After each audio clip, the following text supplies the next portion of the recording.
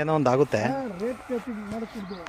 ನಾವು ಬೆಳವಣಿಗೆ ಯಾಕಂದರೆ ಈಗ ನೋಡ್ರಿ ಇದು ಎಷ್ಟು ಸಂತೋಷ ಆಗುತ್ತೆ ಅಂದರೆ ಎಲ್ಲ ಕೂಡ ಇದೇ ಇದೆ. ನೆಕ್ಸ್ಟ್ಗೆ ಏನಂದರೆ ಇದು ಬಲ ಕೊಡ್ಬೇಕು ನೀವು, ಗೊಬ್ಬರ ತಾಕತ್ತು ಚೆನ್ನಾಗಿ ತಿನ್ನಿಸ್ಬೇಕು. ಆವಾಗ ನಮಗೂ ಕೂಡ ಏನಾಗುತ್ತೆ ಅಂದರೆ ಈಲ್ಡ್ ಬರುತ್ತೆ. ನಾವು ಬರೀ ತಗೊತಾ ಇದ್ದರೆ ಕೂಡ ಮೈನಿಂಗ್ ಮಾಡಬಾರ್ದು, ಸಾಯಿಲ್ನ ಬಲ ಮಾಡ್ಕೊಬೇಕು. ಇದು ಈ ಥರ ಸೆಟ್ ಮಾಡ್ಕೊಂಬಿಟ್ರೆ ಅದಕ್ಕೆ ಸ್ವಲ್ಪ ಬಲ ನೆಕ್ಸ್ಟಿಗೆ ಸಿಕ್ಬಿಟ್ರೆ ನೀವೇನು ಅಷ್ಟು ತಲೆ ಕೆಡಿಸ್ಕೊಂಡಂಗೆ ಇಲ್ಲ.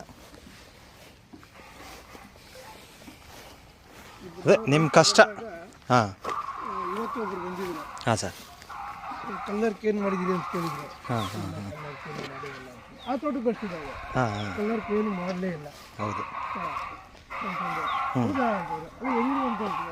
ಹೆಂಗಂತ ಗೊತ್ತಿಲ್ಲ, ಕಲ್ಲರ್ಗೇನು ಸ್ಪ್ರೇ ಮಾಡಿಲ್ಲ ಅಷ್ಟೇ ಅಂತಂದೆ.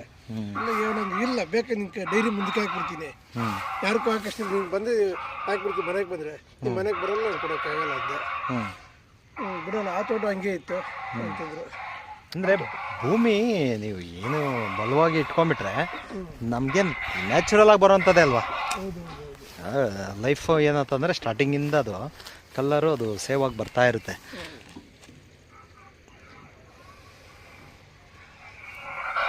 ಖುಷಿ ಆಯ್ತು ಸರ್ ತೋಟ ನೋಡೋದಕ್ಕೆ.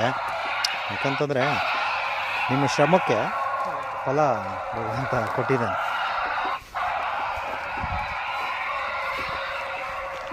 ಆ ತೋಟ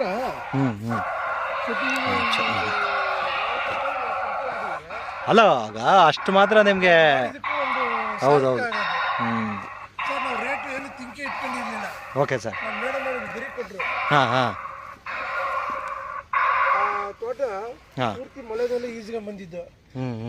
ಅದೆಲ್ಲ ಸ್ಟಾರ್ಟಿಂಗ್ ನಿಮಗೆ ಕಿತ್ತಾಕ್ಬೇಕು ಅಂತ, ನಿಜ ಕಿತ್ತಾಕ್ಬೇಕಂದ್ರೆ ನಾನು ಇಲ್ಲ ಸರ್ ಇಷ್ಟು ಕಷ್ಟಪಟ್ಟಿದ್ರೆ ಅಂತ ಹೇಳ್ಬಿಟ್ಟು ಅಂದೆ. ಅದಾಯ್ತು. ಈ ಸಲ ಕ್ರಾಪ್ ಬಿಟ್ಟಾಗ ಬಹಳ ಎಫರ್ಟ್ ಹಾಕಿರ್ಬಿಡಿ, ಅದು ಹೇಳೋ ಪ್ರಶ್ನೆ ಎಲ್ಲ ನಿಮ್ಮ ಹತ್ರ. ಸರಿ, ಮೊನ್ನೆ ನಿಮ್ದು ನೀರ್ದು ಕಳಿಸಿದೆ ನೋಡಿದೆ.